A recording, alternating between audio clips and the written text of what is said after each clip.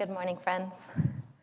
I've been having fun with this reading all week. I think I've read it at least 20 times over the last week, and it's been eluding me from pretty much day one. I've been asking everybody around the community, I think everyone from 5-year-old, we have Juno sitting up in the top, I asked her the other day, to 75-year-olds, who are the true Christians? Who are the true Christians?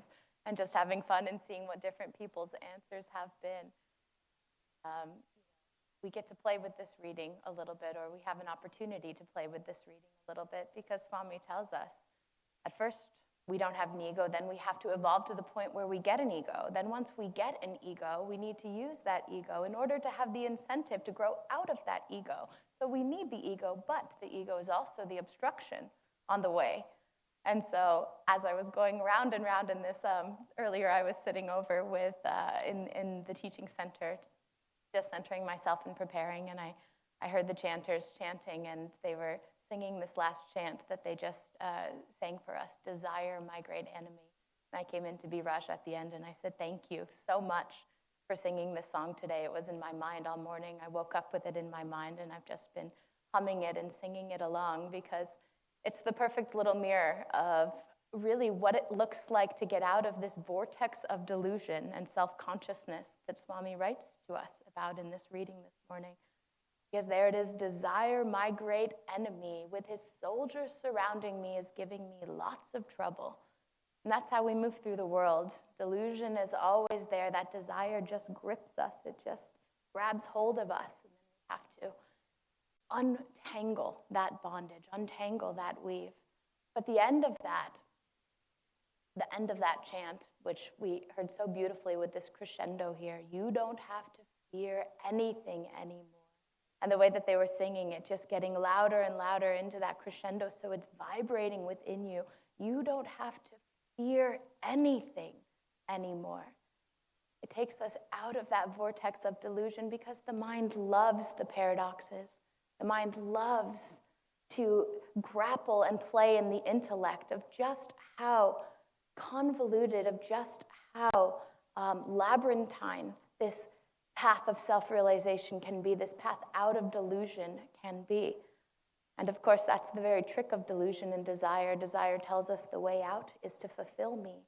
And then as soon as you fulfill that desire, it's just tightening that grip more and more and more. So we can sit here and say, how do we get out? What does it look like?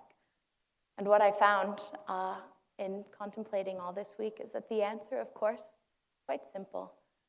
And it's just to let go of all of that confusion. You know, Divine Mother was playing a joke with me yesterday. I spent a few hours just reading various things and prepping. And as I'm sure many of us do when we're preparing for a talk, I picked up Autobiography of a Yogi, and I just said, okay, Yogananda, what do I need to read today? What do I need to hear in order to come in tomorrow and share your wisdom and your inspiration? And I opened up to, for those of you that are familiar with the book, to the chapter, The Law of Miracles, just page 1 right there, which is all about the science. I mean, if you're like me and your brain works the way mine does, you need a cursory understanding of physics just to get into that chapter. And it talks about how all of this is light. The world is only light, and there's nothing but shadows. And so I said, okay, let's try again. So then I closed the book. And I opened it again, and this time I opened first page again, not in the middle of the chapter, just page 1 of the chapter, The Resurrection of Sri Yukteswar, which again, for those of you that are not familiar with the book, is a whole chapter about how this world is just one tiny blip, and there's a whole astral world with iridescent rainbow streams and rivers, and there's a whole universe created of light and joy, just very esoteric, nothing that I could really grab onto. So I closed the book again and went on and did something else. I didn't give him a third try. But really what I found from all of that, the lesson was there in the complexity of the chapters that I'd opened myself, or that I'd opened to in that, which is that it's really quite simple. How do we get out of delusion? We just love God, which feels complex when we're living our day-to-day life, but really it's quite simple. That's what Yogananda said. God is simple, everything else is complex. We put all of these confusions, equations on ourselves in the way that we move through the world. But really, what does it mean to just give your heart to God, to just simply show up? And where is the confusion? Why is that so difficult for us? And it's because delusion has taught us, our ego has taught us that we're not worthy. of God's love. What does it mean to show up and to know, heart wide open, like a little child coming home to their mother, that God has already wrapped you in his arms, that you're already sitting on the lap of the divine?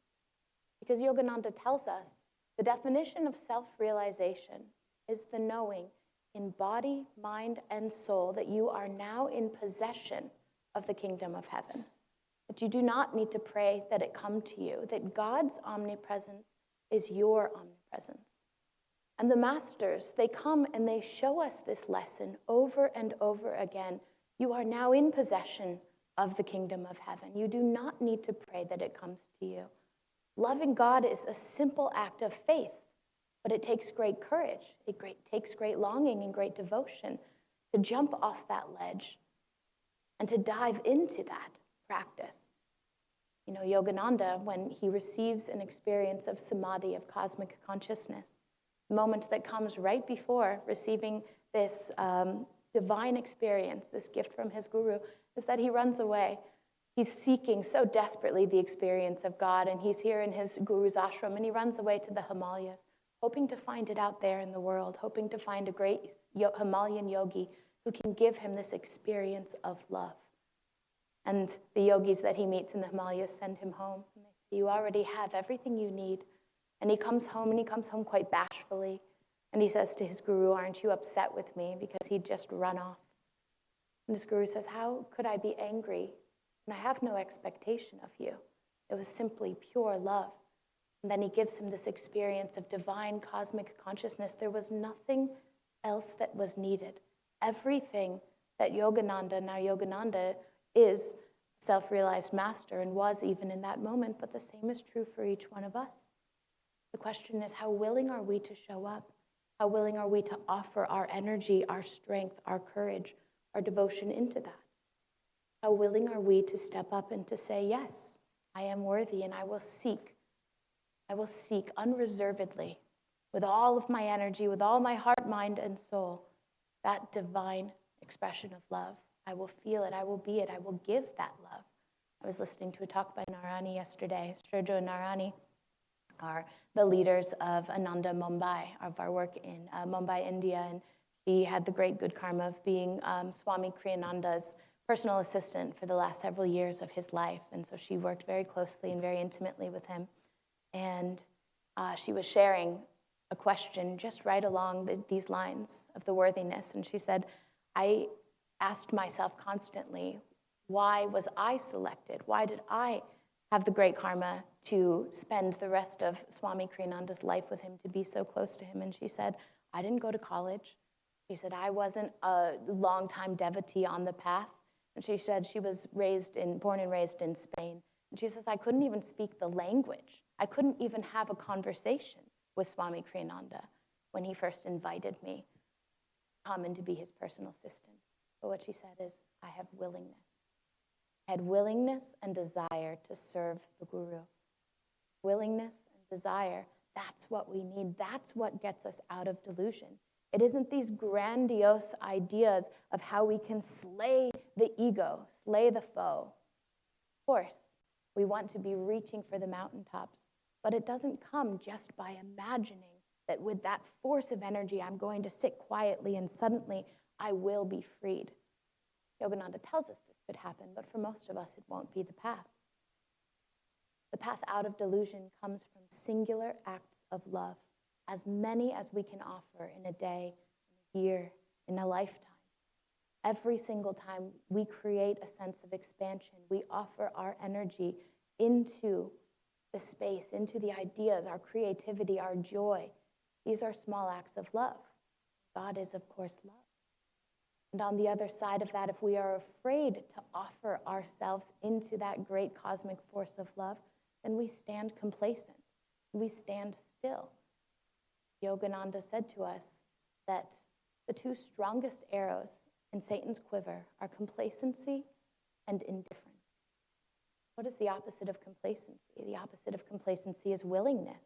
Yes, I will jump forth. I don't know what's next. I don't know if I can even accomplish the task. Just like Narani. Here she was being invited to spend or to spend all this time with Swami Kriyananda, and she couldn't even converse with him. But she didn't need to. If you've read her book, she has a beautiful little book called My Heart Remembers Swami Kriyananda, and she talks about how most of the time their conversation was simply energetic, that she was feeling, intuiting the needs, that she was that closely in tune and in line with her teacher, that she didn't even need words, or she learned English, and now she's a wonderful, beautiful speaker, because we do live in the material plane and we have to function with the logics and the rules of our natural world. But nonetheless, what drew her into that experience of love, what helped her to open her heart, was simply the willingness. That inability, or that ability, I should say, to look fear in the face and say, no, I choose courage instead. So the opposite of complacency is our willingness. And that second quiver, or second arrow in Satan's quiver of indifference. What is the opposite of indifference? I always used to think that the opposite of love was hate, but it's really not. The opposite of love is indifference. Because indifference is simply apathy, taking your energy out, stepping back, walking away.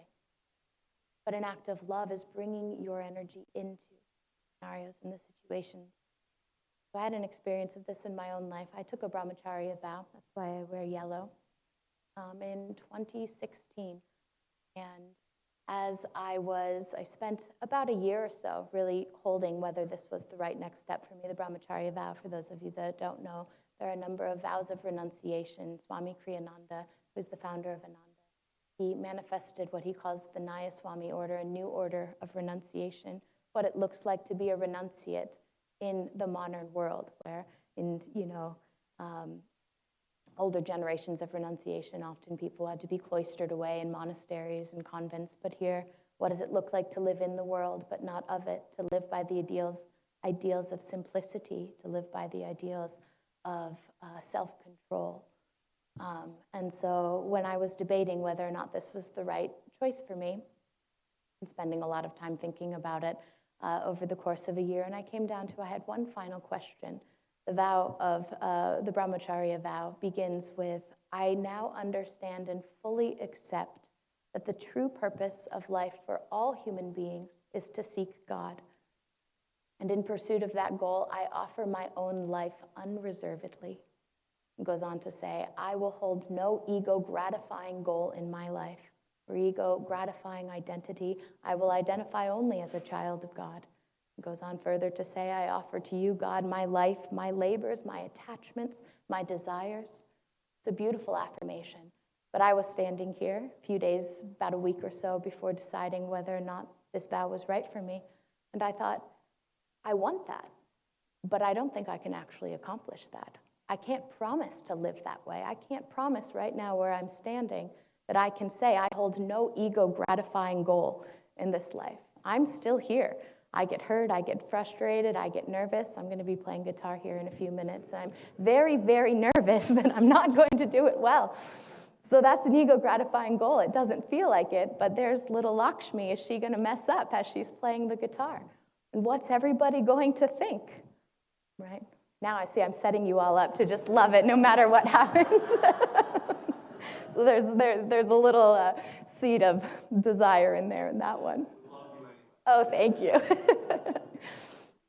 But as I was sitting here contemplating this vow and realizing this is what I want, this is where I'm headed, this is the direction that my heart feels is true, I do believe that there is no other goal for all human beings than to seek God. And I would love nothing more than to give every ounce of my energy in my life, my attitude and my desires toward that goal. But how could I take this vow and say these words if I knew I was going to falter along the way? And so I decided to write to a friend and a mentor up at Ananda Village, and I asked her this question.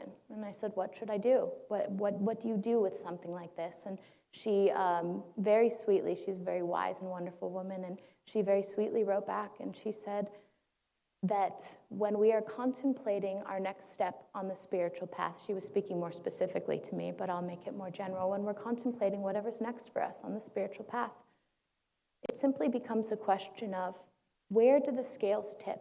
And did the scales tip in favor of our desire to grow? Did the scales tip in favor of our desire to live that way?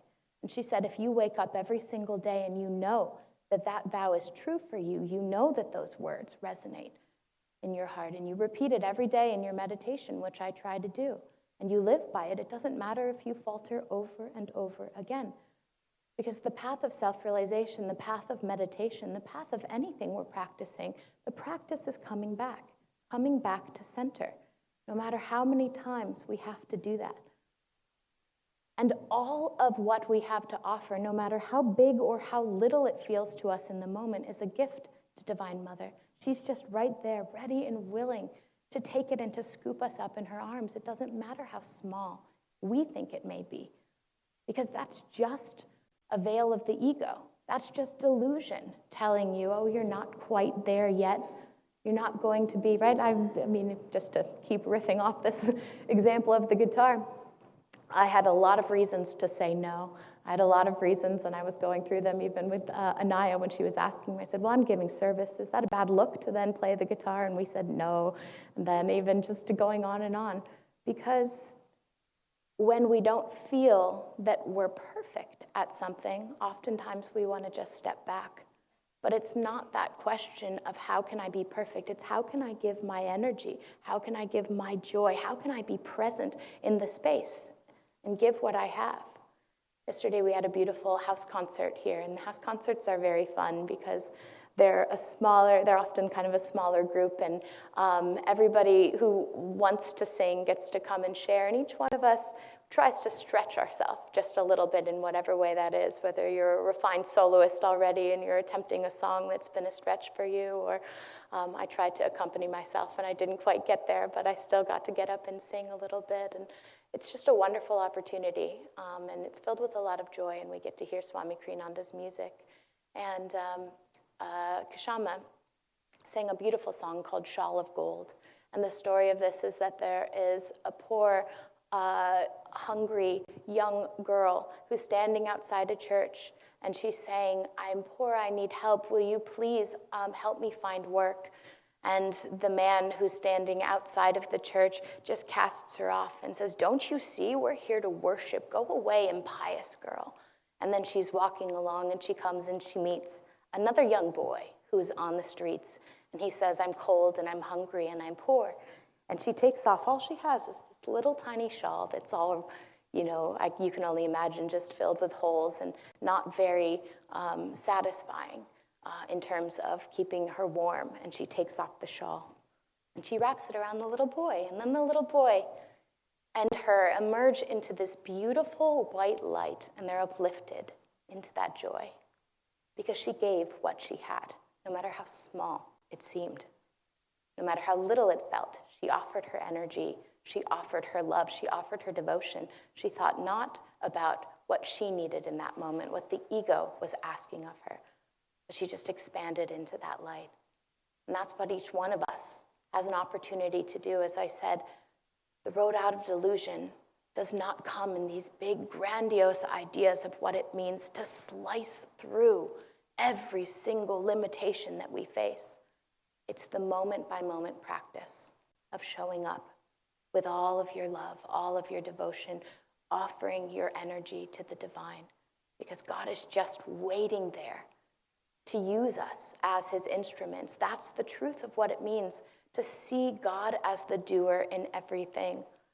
There's a wonderful story from Swami Kriyananda when he was giving a talk many years ago, one of the first talks that he was giving when he was a monk at Self-Realization Fellowship. And he thought in his head, God is the doer. I believe actually even his guru Yogananda gave him the reminder, now don't forget, God is the doer. So he comes up to give his talk, and he's thinking in the middle, and he just stops and he says, well, if God's the doer, God will speak. And he just stops. I can't do it, but he stopped for 2 minutes. He stopped for just 2 minutes, and he just kept waiting for God to show up and speak. And of course, the lesson in that is that we have to be a contributing member in that process. But each one of us is a beautiful instrument. Each one of us is a different tool. If we look to what others can do and we say, I have to be like that person, we lose our own spark of authenticity. And you need an entire toolbox full of tools to get the job done. And Yogananda, our guru, the great masters, have a great big job for us to do. And so however we can uniquely inspire that creativity, inspire that joy, contribute our energy into whatever the situation or circumstance is, that's the way out of delusion.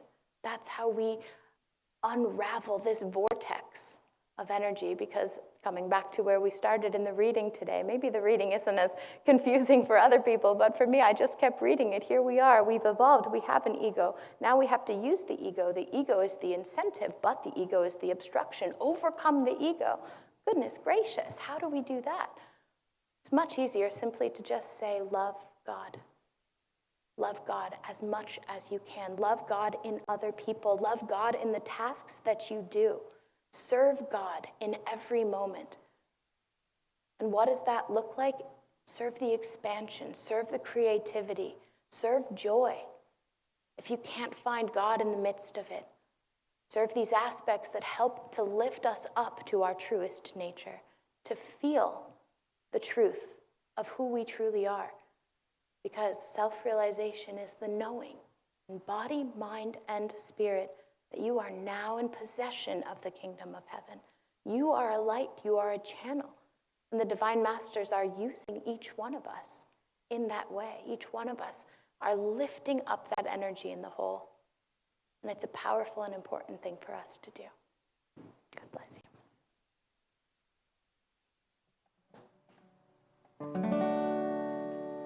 In India there lived by the banks of a stream a hermit whose prayers chose applause for their theme. He gazed at the flowers and he smiled at the sun. Then he clapped with delight. Lord, he cried, oh, well done. Well done, Lord, oh, very well done. The mountains have laughed with the gypsy clouds. The fields smile to welcome the sun. All nature sings praises aloud. The fields smile to welcome the sun. All nature sings praises aloud. The trees dance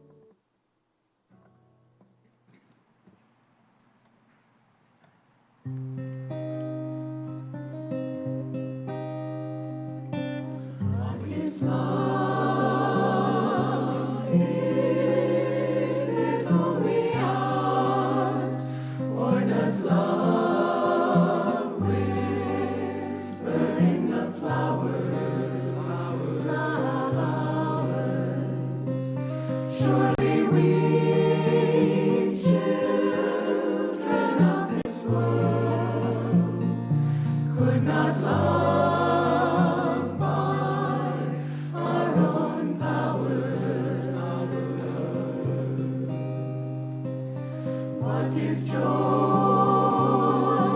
Is it just a dream?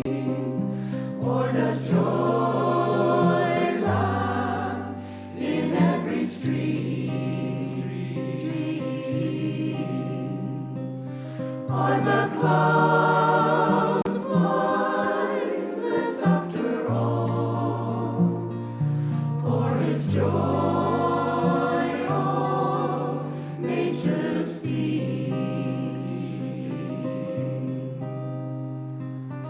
God is dead, so men say.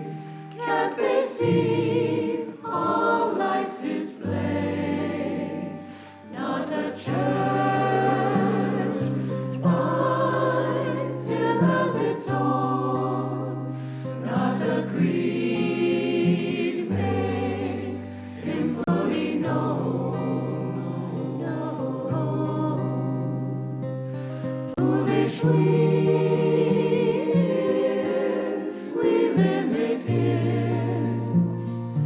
Every atom is his throne. What is love? Is it only ours? Or does love whisper in the flowers? Surely we